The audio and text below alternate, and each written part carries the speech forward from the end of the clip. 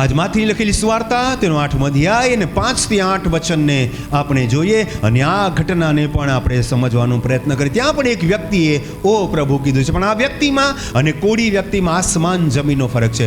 તમને લાગતું હશે કે ના, હું તો નિર્બુદ્ધ બાળક જેવો છું, હું તો અભણ છું, મને તો ધર્મ વિશે, પરમેશ્વર વિશે, વચન વિશે, પ્રભુ વિશે કાંઈ ખબર નથી, તો એ તમે કોડી વ્યક્તિ જેવા છો. પણ હવે વિદ્વાન સમજતા હોય પોતાની જાતને, જ્ઞાની સમજતા હોય પોતાની જાતને, ધાર્મિક સમજતા હોય પોતાની જાતને, નેતા અભિનેતા સમજતા હોય પોતાની જાતને, મહાન વ્યક્તિ તેના ધની સમજતા હોય, તો આ બીજો પોઈન્ટ તમારા માટે છે. ધ્યાનથી સાંભળ્યો. અને ઈસુ કપરનહુમમાં બેઠો અને ત્યારે એક જમાદારે તેની પાસે આવીને તેને વિનંતી કરી કે ઓ પ્રભુ, તાળી પાડી આપણે હાલેલુયા. પહેલા પોઈન્ટમાં આપણે જોયું કે એક બિલકુલ કોઢી વ્યક્તિ, બિલકુલ સમાજથી બહિષ્કૃત વ્યક્તિ, બીમારીથી પીડિત વ્યક્તિ, પળ એનું શરીર ગળતું હતું એવા વ્યક્તિએ પોકાર કર્યો. પણ હવે બીજા પોઈન્ટમાં આપણે જે બિલકુલ વિપરીત વ્યક્તિત્વ છે, સમાજમાં મોટું નામ છે, લોકો સલામ ઠોકે છે, જમાદાર સાહેબ, પોલીસવાળા સાહેબ, સર, ગુડ મોર્નિંગ સર કહેવાવાળા લોકો એને ગુડ મોર્નિંગ કહેતા હશે, લોકો એને સલામ ઠોકતા હશે. એ જ્યારે બહાર નીકળતો હશે આમ તો લોકો એને ઝૂકતા હશે. એક પોલીસ વ્યક્તિ, એક જમાદાર વ્યક્તિ, એક જિમ્મેદાર વ્યક્તિ, સમાજમાં જેનું નામ છે એવો વ્યક્તિ. પહેલાં જેનું સમાજમાં કોઈ અસ્તિત્વ નહોતું, પણ બીજો વ્યક્તિ આપણે તરત જ બીજા રેફરન્સમાં જોઈએ છે કે એક જમાદાર, એક પોલીસ વ્યક્તિ છે. એનો એક ઋતબો હોય, એક એનું એક ઘમંડ હોય, એક એનું એક રૂબાબ હોય કે હું કંઈ છું, આઈ એમ સમથિંગ, મારી તો કંઈ પાવર છે, અને એ બોલે પણ છે. જોજો. અને ઈસુ કપરનહુમમાં બેઠો ત્યારે એક જમાદારે તેની પાસે આવીને તેને વિનંતી કરી કે ઓ પ્રભુ, મારો ચાકર ઘરમાં પક્ષઘાતી થઈને પડેલો છે ને તેને ભારે પીડા થાય છે. બહુ ધ્યાન આપવા વાત છે કે જમાદાર વ્યક્તિએ પોતાની પીડાની વાત નથી કરી, પોતાના ચાકરની પીડાની વાત કરી છે. પોતાની પીડાની વાત નથી કરી, પોતાના ઘરમાં એનો જે નોકર છે એની પીડાની વર્ણન કર્યું છે. કેમ કે એ પોતાની પીડા કહી પણ નથી શકતો, કેમ કે સમાજમાં એનું નામ છે, સમાજમાં એક એનો રુતબો છે. આઈ એમ ધ શું કહેવાય ને, પોલીસ સુપરિન્ટેન્ડન્ટ, હું તો એક પોલીસવાળો છું, મારે ક્યાં લોકોની આગળ દુખડા દઈ કહેવા. ઘણા બધા લોકો આ ઘમંડમાં રહેતા, અરે હું તો બહુ સુખી છું, અરે હું તો બહુ સારો વ્યક્તિ છું, અરે મારું તો બધું બરાબર છે. પણ ગુપ્તમાં તમારા મનના ખૂણામાં ક્યાંક તો તમારા જીવનમાં દુઃખ ધરોબાયેલું છે, અંદર દબાયેલું છે. અને આ વ્યક્તિનું એવું છે, પોતાનું દુઃખડું નથી રડી બતાવતો, પોતાનું દુઃખ નથી પ્રગટ કરતો, પણ એના ઘરની અંદર ખાટલામાં એક વ્યક્તિ છે જેનો નોકર છે, એ પક્ષઘાતી થઈ ગયો. પહેલાં જોયું કોડી જે એના શરીરમાં લાગેલો છે, અને આ વ્યક્તિ પોતાના નોકર વિશે વિનંતી કરે છે. કયો નોકર? એનો ખાસ નોકર. કયો નોકર? એના અંગત તમામ કારસ્તાનોને જાણનારો નોકર. કયો નોકર? જેના હૃદયનું, એના જીવનનું, એના ગુપ્ત વાતો જાણું. એવો તમારો પણ એક નોકર છે, અને તે છે તમારો જીવ. પહેલાં આપણે શરીર વિશે જોયું, એ કોડિયાના શરીર વિશે. હવે નોકરની જે વાત કરે છે ને, એને તમે એ તમારા જીવને પ્રગટ કરે છે, જીવને પ્રસ્તુત કરે છે. જીવનો મતલબ તમારી ઈચ્છાઓ, તમારી ભાવનાઓ, તમારી લાગણીઓ, તમારી સમજણ, તમારું જ્ઞાન, તમારી બુદ્ધિ, એને સોલ કહેવાય અંગ્રેજીમાં. એને તમારી સમજણ, તમારી ફિલિંગ્સ. આજે તમે તમારી ફિલિંગ્સને લોકો આગળ પ્રગટ નથી કરતો, અંદરથી તૂટેલા છો. જ્યારે તમે બિસ્તરમાં ઊંઘો છો ને, ત્યારે તમારો પતિ કદાચ આ બાજુ ઊંઘેલો હોય કે આ તો પત્ની ઊંઘેલી હોય, તો બી તમે કદાચ એને કહેતા ને અંદરથી મૂંઝાયા કરો છો, અંદરથી રડ્યા કરો છો, અંદરથી તૂટેલા છો. કેમ કે તમારું જીવન તો એક જવાબદાર વ્યક્તિત્વ, એટલે કે જમાદાર જેવું વ્યક્તિત્વ છે. કહેવાય નહીં તમારાથી પોતાનું દુઃખ, પણ બીજાના દુઃખની આળસમાં તમે કહી શકો છો. ને આ વ્યક્તિએ એવું જ કર્યું. પોતાના જે ચાકર બીમાર છે એના વિષયમાં એણે પ્રભુને પોકાર કર્યો. એ જે ચાકર છે એ તમારો ને મારો પ્રાણ છે, તમારો ને મારો જીવ છે. અંદરથી આપણો જીવ મૂંઝાય છે. બહારથી સારા કપડાં પહેરીએ છીએ, બહારથી મેકઅપ કરીએ છીએ, બહારથી સારી રીતે આપણે વાળ સેટ કરાવીએ છીએ, બહારથી આપણે બહુ સારા કપડાં પહેરીને બહુ જ આમ સારું જીવન જીવવાનો પ્રયાસ કરીએ છીએ. પણ આપણો જે નોકર છે ને, આપણો જે જીવ છે ને, આપણું જે ચાકર છે ને, આપણું જે હૃદય છે ને, આપણું જે અંતકરણ છે ને, અંદરથી તૂટેલું છે. કયો રોગ છે એને? પક્ષઘાત, એટલે કે લકવો, પેરાલિસિસનો મતલબ થાય સંકુચિત. આજે તમારા હૃદયમાં સંકુચન છે, તમારા માઇન્ડમાં નેરો માઇન્ડ થઈ ગયા છે. ઘણા બધા લોકો શું બોલે છે, શું કરે છે, કાંઈ સમજાતું નથી. એમનું શરીર તંદુરસ્ત છે, સુંદર દેખાય છે, સુંદર કપડાં છે, એમના પતિ કદાચ સારી નોકરી કરતા હોય, એની પત્ની કદાચ સારી નોકરી કરતા હોય, એના બાળકો કદાચ સારું ભણતા હોય, પણ અફસોસ એનું મન તો મૂંઝાયેલું છે. એ મનની ભાવનાને ક્યાં કોઈ કહે છે? અને આ જમાદારે પોતાના ચાકર વિશે કીધું, એ તમને ને મને આધ્યાત્મિક રીતે કહે છે, એ તમારો જીવ છે, તમારો પ્રાણ છે, તમારું હૈયું છે, તમારું અંતકરણ છે, જે પક્ષઘાતી થઈ ગયો છે, એટલે કે લકવાગ્રસ્ત થઈ ગયું છે. ઘણી બધી બાબતોમાં તમે તમારી ભાવના બીજાને કહી નથી શકતા. તમે સંકુચિત મગજના થઈ ગયા છો, સંકુચિત માઇન્ડ. તમારું દુઃખ કહેવા માટે તમને ના આને કહીશ તો મારી મજાક કરશે, મારા ભાઈને કહીશ તો મારી મજાક કરશે, મારી ભાભીને કહીશ તો મને મજાક કરશે, મારી બહેનને કહીશ તો મારો મજાક કરશે, મારા બનેવીને અરે સમાજને ક્યાં કહું. તમે અંદરથી ઘૂંટણ મહેસૂસ કરી.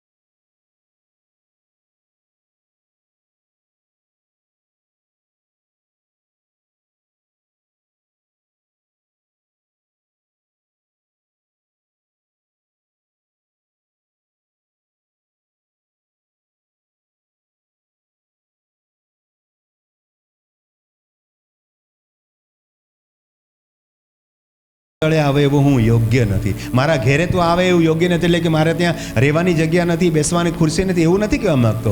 કેમ કે એનું જીવન જ એવું છે. એનું જીવન એટલું સારું નથી. જમાદાર છે, લાંચ રૂશ્વસથી જીવન જીવતો હશે, બેમાનીનું જીવન જીવતો હશે. એ શું કહે છે? ના ના પ્રભુ, મારે ઘરે નહીં આવતો. ફક્ત તું શું લખ્યું છે જુઓ, તું કેવળ શબ્દ કહે એટલે મારો ચાકર સાજો થશે. તાળી પાડી આપણે હાલેલુયા. કેમ કે એનો અંગત માણસ છે અને પ્રાર્થના બી અંગત રીતે કરે. ઘણા બધા લોકો છે ને ચિઠ્ઠી લખીને પ્રાર્થના વિનંતી આવે કે ફલાણા વ્યક્તિ છું અને મારું નામ આ છે અને મારી આ તકલીફ છે, પ્લીઝ મારી જે પ્રાર્થના વિનંતી છે એને ગુપ્ત રાખજો.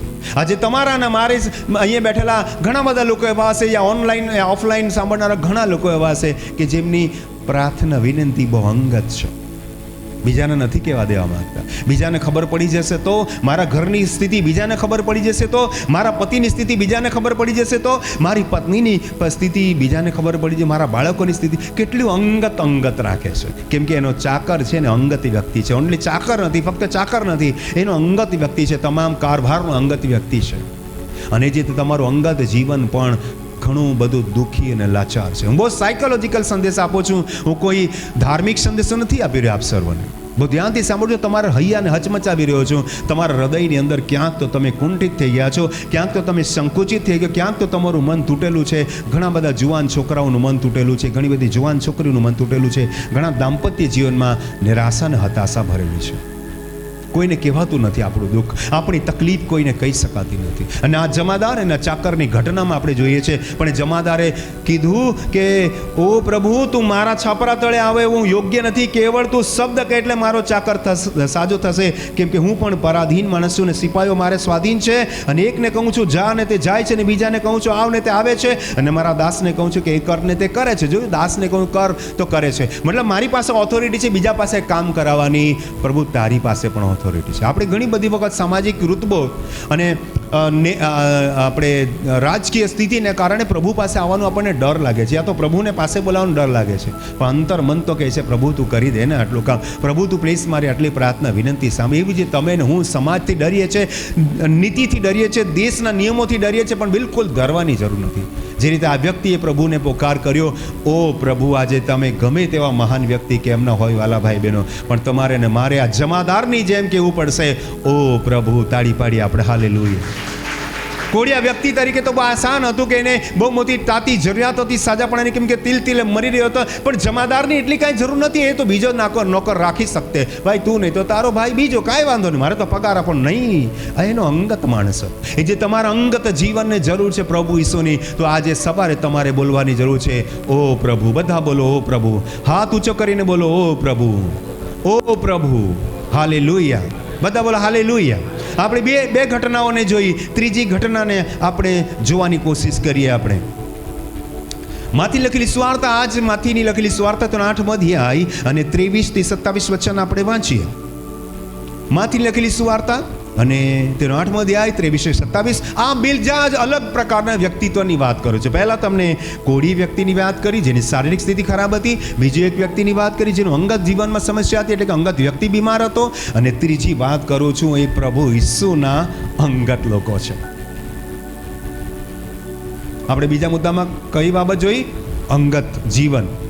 હવે ત્રીજું જે વ્યક્તિત્વ છે ને, ત્રીજા જે વ્યક્તિત્વ, સામૂહિક વાત કરું છું, ત્રીજા વ્યક્તિત્વ પ્રભુ ઈસુના અંગત લોકો છે. જોઈએ આપણે 23મા વચનથી 27મું વચન, માંથી 8મો અધ્યાય. અને હોડી પર તે ચડ્યો ત્યારે તેના શિષ્યો તેની સાથે ગયા. આજે હું અને તમે પ્રભુ ઈસુના બાળકો છે.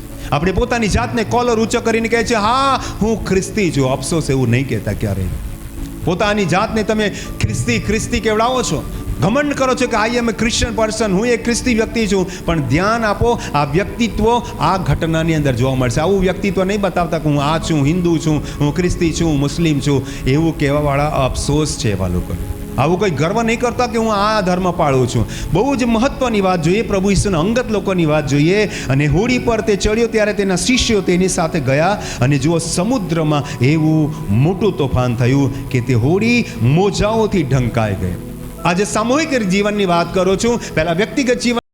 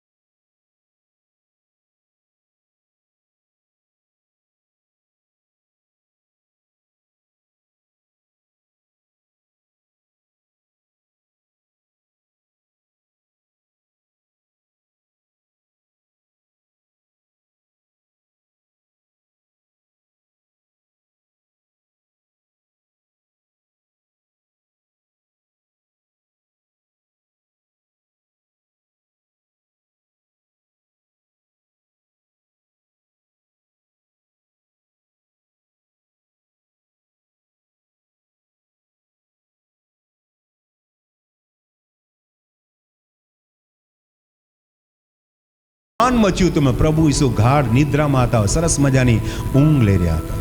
પ્રભુ ઈસુને કોઈ ચિંતા નથી, ન જીવનમાં મૃત્યુની ચિંતા છે, ન દર્દ અને સમસ્યા અને નર્કની ચિંતા છે, પણ લોકોને, મને ને તમને, દુનિયાભરના લોકોને વિભિન્ન પ્રકારની ચિંતાઓ છે. આપણી ઊંઘ હરામ થઈ ગઈ છે.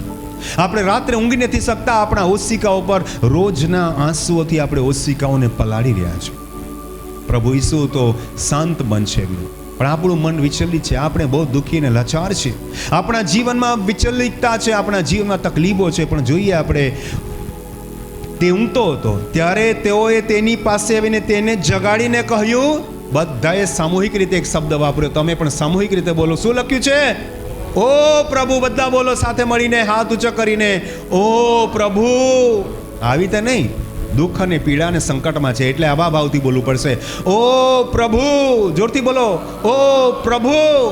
કેમ કે મૃત્યુને હારે લાગે છે. એ બધા જ મોટા ભાગના લોકો માછીમાર હતા, એમને તરતા આવડતું હતું બચપનથી, છતાં તોફાનથી તેઓ ડરી ગયા હતા. તમારા પૈસા તમને બચાવી નથી શકતા, તમારી તાકાત તમને બચાવી નથી શકતી, તમારા કપડાં તમને બચાવી નથી શકતા, જમાદારના જેવો રુતબો તમને બચાવી નથી શકતો, કેમ કે મૃત્યુ બધાને માટે નક્કી છે. આ લોકોને લાગ્યું કે અમે તો મોટા ભાગના જે શિષ્યો હતા એ તો માછીમાર હતા, પણ હવે એટલું ભારે તોફાન હતું કે એમના તરવાથી પણ તેઓ બચી નહીં શકે. પ્રભુને એમણે જલ્દી જગાડ્યા, ઓ પ્રભુ અમને બચાવ. બધા બોલો, ઓ પ્રભુ અમને બચાવ. બધા બોલો હાથ ઊંચો કરીને, ઓ પ્રભુ અમને બચાવ. આજે પ્રભુના લોકો તરીકે તમારે ને મારે પોકાર કરવાની જરૂર છે. એઝ એ ક્રિશ્ચન તમે પોતાની જાતને માનતા હોય, યા સામાજિક રીતે પોતાની જાતને ખ્રિસ્તી સમજતા હોય, આજે પ્રાર્થનામાં પોકાર કરવાની જરૂર છે. ઓ પ્રભુ અમને બચાવ. ઓ પ્રભુ મારા પતિને બચાવ. ઓ પ્રભુ મારી પત્નીને બચાવ. ઓ પ્રભુ મારા બાળકોને બચાવ. ઓ પ્રભુ મારા માતા પિતાને બચાવ. ઓ પ્રભુ મારા સાસુ સસરાને બચાવ. ઓ પ્રભુ મારા પરિવારને બચાવ.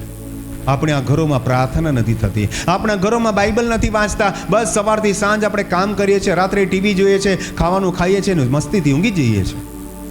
આપણા જીવનમાં કંઈ જ નથી. આપણે કોઈ દિવસ પ્રભુને પોકારતા નથી કે પ્રભુ મારી પત્નીને તકલીફ છે, પ્રભુ મારા પતિને તકલીફ છે, પ્રભુ મારા બાળકો તકલીફમાં છે. પ્રાર્થના કરવાનું આપણે ભૂલી ગયા છે. સામૂહિક રીતે તમામ શિષ્યોએ કહ્યું, ઓ પ્રભુ અમને બચાવ, અમે નાશ પામીએ છીએ. શિષ્યો કહે છે, બોલો.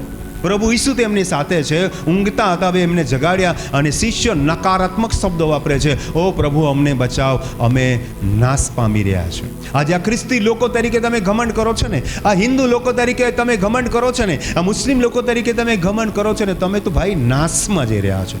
ખુદ પ્રભુ ઈસુ તમારી સાથે છે, છતાં તમને ભરોસો નથી. પ્રભુ ઈસુ ઊંઘતા હતા, શિષ્યોને એવું લાગ્યું છે પ્રભુ ઊંઘતા છે. અરે અમારો પ્રભુને કાંઈ અશક્ય નથી, અમારી હોડી ડૂબવાની નથી, કેમ કે અમારા હોડીમાં પ્રભુ ઈસુ બિરાજમાન છે. એમના મનમાં એ ભૂલી ગયા, પ્રભુની ઉપસ્થિતિને તેઓ ભૂલી ગયા. અને હું અને તમે જીવનના ઝંઝાવાતોમાં પ્રભુની ઉપસ્થિતિને ભૂલી જાય છે, ડરી જાય છે, સમી જાય છે, રડી પડીએ છે, હેરાન પરેશાન થઈ જાય છે, ભૂલી જાય છે કે પ્રભુ ઈસુ ખ્રિસ્તે કે હું તમને અનાથ નહીં મૂકીશ, હું તમને ત્યાગીશ નહીં, જુઓ જગતના અંત સુધી હું તમારી સાથે છું, એવું કહેનાર પ્રભુ ઈસુને આપણે ભૂલી જઈએ છીએ. પ્રભુ તો આપણી સાથે છે. કેટલી મહત્વની વાત લખી છે, સમુદ્રમાં ભારે તોફાન હતું, પણ કેટલી આનંદની વાત છે કે એમની સાથે ખુદ પ્રભુ ઈસુ હતા. તાળી પાડી આપણે હાલેલુયા. આ જ ઘટનાક્રમના આધારે હું તમને કહેવા માંગુ, તમારા જીવનમાં ચાહે ગમે તેવી તકલીફ કેમ ના હોય, એક વાત યાદ રાખજો, પ્રભુ ઈસુ તમારી સાથે છે. જ્યારે 2008ની અંદર મને કેન્સર થઈ ગયું હતું, ત્યારે મારા જીવનમાં શું થતું હતું ખબર? હું આવું કહેતો હતો, પ્રભુ મારી સાથે તું છે ને, એટલે આ કેન્સર મને નથી, તને થઈ ગયું, તું મરી જજે, મારે કઈ તકલીફ, તું તકલીફ ભોગાવ, તારા મોંમાં, મારા ગળામાંથી લોહી નીકળે છે ને, એ તારા ગળામાંથી લોહી નીકળે છે. મેં કીધું હા, હાથમાંથી લોહી નીકળતું હતું, પગમાંથી, માથામાંથી, ગળામાં બાકી રહી ગયું, હવે આ ગળામાંથી નીકળે. પ્રભુ આ દર્દ હું નહીં, તું સહન કર. અને એટલા માટે દર્દ સહન કરતાં કરતાં જ્યારે હું મૃત્યુ પામ્યો, તો પ્રભુ ઈસુ પુનરુત્થાન પામ્યા, તે મને પણ એને સજીવન કરી દીધો. તાળી પાડી આપણે. કારણ કે મેં આ વાતની અનુભૂતિ રાખી કે મારી સાથે મારો પ્રભુ ઈસુ છે, મારા દિલો જાનમાં, મારા આત્મામાં, મારા શરીરમાં પ્રભુ ઈસુ છે ને, એટલે મને તકલીફ છે, પ્રભુને તકલીફ. જો પ્રભુને તકલીફ છે તો પ્રભુ તો બચવાનો છે ને, તો મને બચાવવાનો છે. પણ આ શિષ્યોની અંદર એટલી બધી અશ્રદ્ધા આવી ગઈ, એટલી બધી અલ્પ વિશ્વાસ આવી ગયો કે એમણે કીધું, પ્રભુ અમને બચાવ. એટલે મતલબ એ થાય, પ્રભુ તું ઊંઘ્યા કરે, પોતાને બી બચાવી લે ને અમને બચાવ. પેલા ચોરે પણ કીધું, પ્રભુ તું પોતાને પણ બચાવ ને મને પણ બચાવ. એને નહોતું કીધું કે આજે તું મારી સાથે પારાદેશમાં હોઈશ, પણ જે વ્યક્તિએ કીધું, પ્રભુ જ્યારે તું આવે ત્યારે મને યાદ, મરતો માણસ કહે છે, છતાં એમ કહે છે કે તું મારી સાથે અત્યારે છે ને, હવે પછી બી તું આવશે ને તો બી હું તારી સાથે રહેવા માંગીશ. એ જે પોઝિટિવિટી હતી ને એનામાં, એનાથી પ્રભુએ, જે વિશ્વાસ હતો ને એનાથી પ્રભુએ કીધું, આજે તું મારી સાથે પારાદેશમાં હોઈશ. પણ બીજા ચોરે કીધું કે તું પોતાને પણ બચાવ અને મને પણ બચાવ, તો નહીં મેળ પડ્યો. એને નહીં કીધું કે તું આજે મારી સાથે પારાદેશમાં હોઈશ, પણ આ વ્યક્તિને પ્રભુએ કીધું, ચોરને કીધું કે તું આજે મારી સાથે પારાદેશ. એ જ રીતે અહીંયા સામૂહિક રીતે એના શિષ્યોને એના શિષ્યો પ્રભુને પોકાર કરે છે કે ઓ પ્રભુ અમને બચાવ. આજે સામૂહિક રીતે આ મંડળીના લોકોએ પ્રભુને પોકાર કરવાની જરૂર છે, અને આપણે બધાએ સાથે હાથ ઊંચો કરીને બોલવાની જરૂર છે, ઓ પ્રભુ અમને બચાવ, ઓ પ્રભુ અમને પાપથી બચાવ, ઓ પ્રભુ અમને બીમારીથી બચાવ, ઓ પ્રભુ અમને બુરા વિચારથી બચાવ, ઓ પ્રભુ અમને દુશ્મન વેરીથી બચાવ, ઓ પ્રભુ અમને શૈતાનથી બચાવ, ઓ પ્રભુ અમને પરીક્ષણથી બચાવ. તાળી પાડી આપણે હાલેલુયા. આજે સામૂહિક રીતે આપણે પોકાર કરવાની. એક વ્યક્તિ હતો જે કોળિયા વ્યક્તિ હતો, જે પ્રભુની સામે આવી શકે એવી સ્થિતિ નહોતી, જે ભીડની સામે આવી શકે એવી સ્થિતિને છતાં તેણે પોકાર કર્યો. એક એવો જમાદાર વ્યક્તિ કે જે પોતાના ઘરે આવવાની ના પાડે છે, કેમ કે એના ઘરમાં બધું જ બેમાનીથી કમાવેલું છે, છતાં એ કહે છે, રસ્તામાં અધવચ્ચે જઈને પ્રભુને, એક સુવાર્તામાં લખ્યું છે, પ્રભુને પગે પડીને કહે છે, પ્રભુ મારા ઘેર ચાકર બીમાર છે, તું મદદ કર. વાલા ભાઈ બહેનો, આજે શરમ સંકોચ મૂકીને તમારે આવવું પડશે. અને એટલું જ નહીં, પ્રભુના અંગત લોકોએ પણ પોકાર કર્યો, ઓ પ્રભુ અમને બચાવો. આજે જો તમે પોતાને પ્રભુ ઈસુના અંગત સમજતા હોય ને, તો આજે તમારે ને મારે પણ એ શિષ્યોની જેમ પોકારવાની જરૂર છે કે ઓ પ્રભુ અમને બચાવો. બધા બોલો, ઓ પ્રભુ અમને બચાવો, ઓ પ્રભુ અમને બચાવો. હાલેલુયા. અને તેઓને કહે છે કે ઓ અલ્પ વિશ્વાસીઓ, તમે શા વાસ્તે ભયભીત થયા છો? પછી તેણે ઉઠીને પવનને તથા સમુદ્રને ધમકાવ્યા. જેટલું મોટું તોફાન એટલી મોટી શાંતિ. તમારા જીવનમાં હાલ જેટલું મોટું પરીક્ષણ છે ને, યાદ રાખો એટલા મોટા આશીર્વાદ આવી રહ્યા છે. તાળી પાડીએ બધા. હાલેલુયા. જેટલું મોટું તોફાન એટલી મોટી શાંતિ. તમારા જીવનમાં નાનું તોફાન છે ને, તો તમારો વિશ્વાસ બી એટલો, પણ મોટા તોફાનમાંથી તમે બચી જશો ને, તો બહુ મોટી સાક્ષી બની જશે તમારા જીવનમાં. તો આપણે કેટલી વાતો જોઈ. પહેલી કોડિયાની વાત જોઈ, બીજી જમાદારની વાત જોઈ, ત્રીજી શિષ્યની વાત જોઈ. બધાએ વ્યક્તિગત યા સામૂહિક રીતે કહ્યું ઓ પ્રભુ. આજના સંદેશનું જે આપણું શીર્ષક છે તે ઓ પ્રભુ છે. આગળ ચાલીએ આપણે.